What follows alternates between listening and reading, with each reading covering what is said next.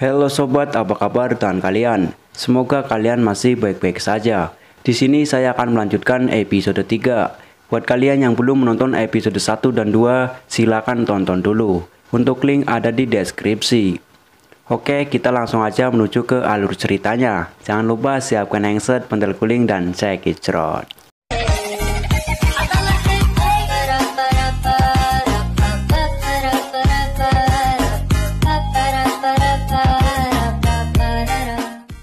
Setelah Guntur gelundung, lalu scene pun berganti. Terlihat Kolonel Bayu sedang menghubungi Guntur, akan tetapi tidak ada jawaban. Lalu Bayu pun bertanya kepada Jaluh tentang kondisi warga. Dan Jaluh pun menjawab, satu di antara mereka meninggal dunia. Seketika suasana menjadi sedih. Bayu yang berusaha meminta bantuan dari Koramil Kota Palu pun harus sedih juga, karena alat HT-nya rusak. Lalu Bayu pun menyuruh Samuel untuk berjalan terlebih dahulu bersama warga yang lainnya. Sementara itu Kolonel Bayu dan tim Bunglon melanjutkan perjalanannya untuk mencari hilangnya Guntur. Sudah lama mereka cari, akhirnya Jaluh menemukan perlengkapan punya Guntur. Lalu Jaluh pun mengambilnya untuk tidak meninggalkan jejak. Dan mereka melanjutkan perjalanannya. Dan Charles pun menemukan baju Guntur yang sebelumnya ditinggalkan untuk tidak meninggalkan jejak dari tim Bunglon. Lalu tim Bunglon pun menuju tempat terjatuhnya Guntur ke jurang. Dan Bayu pun berkata, Kolonel Guntur pasti selamat, dan mereka pun meninggalkannya. Lalu scene pun berganti, terlihat Putri dan istri Bayu sedang bersiap-siap untuk jalan-jalan ke Bali. Tiba-tiba ada salah satu anggota yang datang untuk mengabarkan bahwa terjadi penembakan helikopter kemarin siang. Lalu scene pun berganti, terlihat anak buah Panglima Timur sedang melaporkan bahwa helikopter berhasil ditembak. Akan tetapi Panglima Timur marah karena Burnean tidak ada. Dan mereka pun mencarinya. Tanpa sengaja mereka papasan di jalan. Lalu scene pun berganti. Anak buah Panglima Timur yang sedang berjaga seketika ditangkap oleh tim Bunglon untuk diinterogasi tentang di mana markas Panglima Timur dan warga dikumpulkan. Akan tetapi orang tersebut tidak mau menjawab. Seketika Charles pun marah dan akan memotong anunya jika tidak mau menjawab. Lalu orang tersebut pun menjawab dan disuruh pergi oleh tim Bunglon. Scene berganti, Samuel yang sedang berjalan menuju titik perjemputan tiba-tiba ada anak buah Panglima Timur yang menyerangnya. Lalu warga pun panik dan Samuel pun berhasil ditangkap oleh anak buah Panglima Timur. Dan scene pun berganti, terlihat Samuel yang sedang diikat di bawah pohon. Sementara itu warga lainnya dikumpulkan menjadi satu. Lalu Samuel pun disiksa oleh Panglima Timur dan memperlihatkan foto pacarnya untuk menghiburnya. Samuel tidak bisa apa-apa, hanya berpasrah dan berteriak. Lalu scene pun berganti, pacar Samuel dan istri Bayu sedang duduk di kafe untuk membahas tentang pasangan mereka yang sedang bertugas di desa Mapu. Lalu istri Bayu mengabarkan bahwa terjadi penembakan helikopter. Seketika pacar Samuel sedih karena takut pacarnya kenapa-napa. Scene pun berganti, terlihat salah satu anggota sedang melaporkan kepada Koramil Kota Palu bahwa korban penembakan helikopter hanyalah pilot dan yang lainnya selamat. Lalu scene pun berganti, tim Bunglon sedang menyamar menjadi pengembala kerbau untuk menghalangi pengiriman narkotika jenis baru. Lalu anak buah Panglima Timur pun turun dari truknya untuk menembak Kolonel Bayu. Akan tetapi mereka semua tertembak terlebih dahulu oleh tim Bunglon. Dan satu dari mereka diselamatkan untuk melaporkan bahwa tim Bunglon akan segera datang ke markas mereka. Malam hari pun tiba, lagi-lagi Samuel disiksa oleh Panglima Timur dan anak buahnya. Seketika tim Bunglon mengirim surat lewat orang yang tadi siang mereka tangkap. Dan surat itu berisi, barang kalian di tangan kami, jika ingin kembali hubungi kami. Lalu Panglima Timur marah dan scene pun berganti.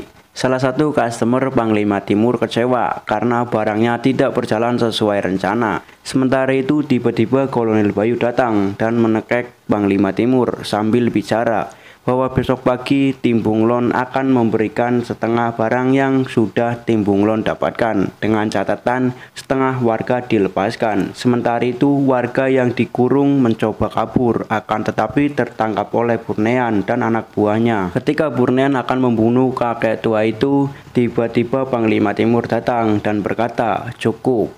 Lalu mereka pun kembali dikurung dan Panglima Timur bersama anak buahnya membuat pos keamanan agar markas mereka lebih aman dari sebelumnya.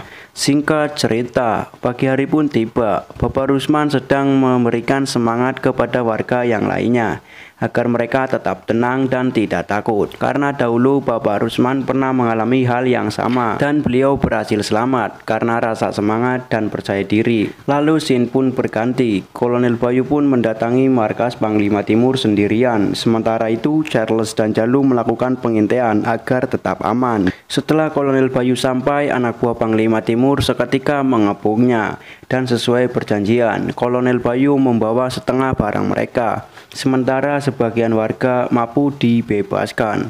Lalu Kolonel Bayu pun pergi bersama warga yang lainnya. Di tengah perjalanan, Charles dan Jalu pun keluar untuk ikut bersama Bayu dan warga lainnya. Singkat cerita, mereka pun sampai di Koramil Kota Palu dan warga disuruh beristirahat. Sementara itu, Kolonel Bayu dan Ketua Koramil Kota Palu pun bicara empat mata untuk melakukan rencana berikutnya. Malam hari pun tiba. Tim Bunglon sedang menyiapkan peralatan dan rencana untuk persiapan perang besok pagi. Pada saat tim Bunglon sedang berkumpul, lalu Bapak Rusman mendatangi tim Bunglon untuk ikut gabung dan membantu untuk membebaskan warga desa Mapu yang masih ditahan. Lalu Kolonel Bayu pun menyetujuinya dan mereka pun berdoa. Sementara itu Panglima Timur menyampaikan kepada Burnean bahwa besok pagi adalah hari terakhir mereka di desa Mapu. Dan disinilah akan terjadi pertumpahan darah. Singkat cerita, pagi hari pun tiba. Panglima Timur dan anak buahnya sudah bersiap-siap menyambut kedatangan tim Bunglon. Tidak lama mereka tunggu, akhirnya tim Bunglon pun datang juga.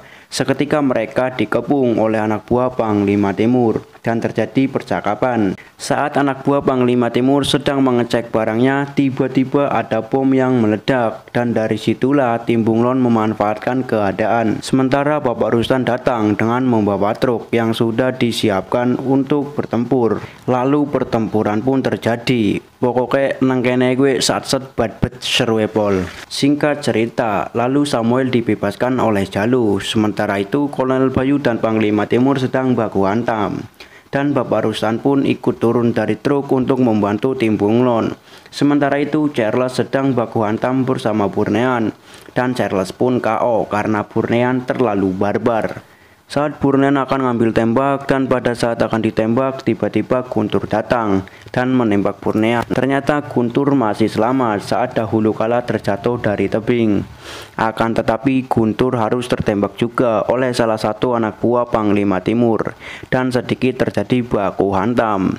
Lalu Kolonel Bayu pun membantunya dan akhirnya anak buah Panglima Timur harus mati juga. Saat Kolonel Bayu akan bangkit dari perangnya, tiba-tiba Kolonel Bayu ditembak oleh Burnean yang masih sempat sadar akan tetapi mati lagi. Lalu tim Bunglon pun bergegas meninggalkan markas Panglima Timur. Saat akan berjalan, tiba-tiba Panglima Timur bangkit dan menembaki ke arah tim Bunglon.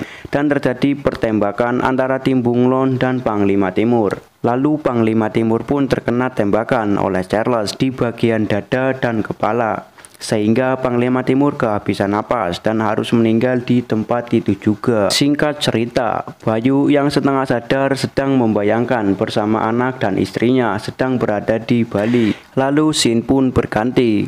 Guntur yang menjadi tangan kanan Kolonel Bayu harus gugur juga di medan perang karena terkena tembakan 2 kali di bagian punggungnya, tepatnya di belakang ulu hati. Dan tim Bunglon pun bersama anggota lainnya sedang melaksanakan upacara pemakaman Kolonel Guntur. Seketika suasana menjadi sedih.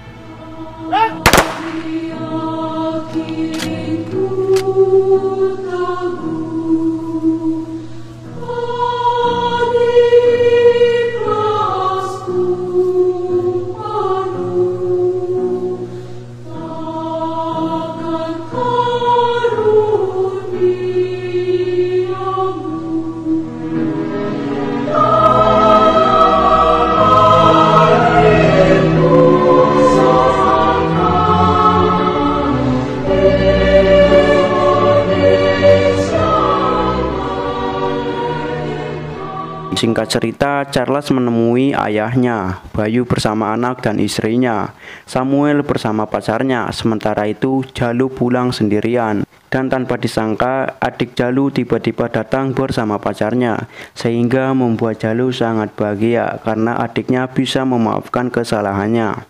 Tamat ending yang sangat mengesankan. Saya sendiri sedih, terkesan saat melihat filmnya. Pesan moral yang diberikan sangat banyak, khususnya untuk negara kita Indonesia. Terima kasih, saya Kevin, sampai jumpa.